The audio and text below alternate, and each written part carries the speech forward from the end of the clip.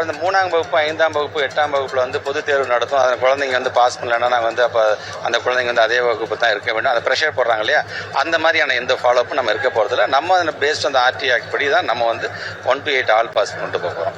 So 1 to 8 all pass நம்ம கொண்டு போகிறோங்கிறதுக்காக நம்ம குழந்தைங்களுக்கான கல்வி தரத்தில் எந்த இடத்துலையும் காம்ப்ரமைஸ் பண்ணாமல் அதை கொண்டு போகணுங்கிறதுக்காக தான் இப்போ இந்த ஸ்லாஷ் சர்வேலாம் இப்போ நம்ம வந்து பண்ண ஆரம்பிச்சு அது போயிட்டுருக்கு.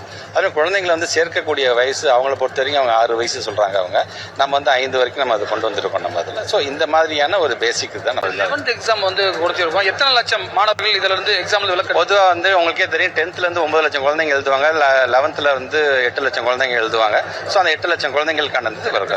அந்த குழந்தைங்களுக்கான ஒரு ப்ரெஷர் 11th ஸ்டாண்டர்டில் இருக்கக்கூடாது அப்படிங்கிறதுக்காக தான். ஸோ 10th ஒரு பப்ளிக் எக்ஸாம் முடிக்கிறாங்க, 11th அந்த கற்றல் வருது, 12th பப்ளிக் எக்ஸாம் வரும்போது தொடர்ந்து ஒரு 3 வருஷம் தொடர்ந்து குழந்தைங்க வந்து ப்ரெஷரில் வைக்கக்கூடாது அப்படிங்கிறதுக்காக. அதனால தான் கற்றலாக இருந்தாலும் கற்பித்தலாக இருந்தாலும் ஒரு மகிழ்ச்சியாக இருக்க வேண்டும் என்று நாங்கள் ஆசை.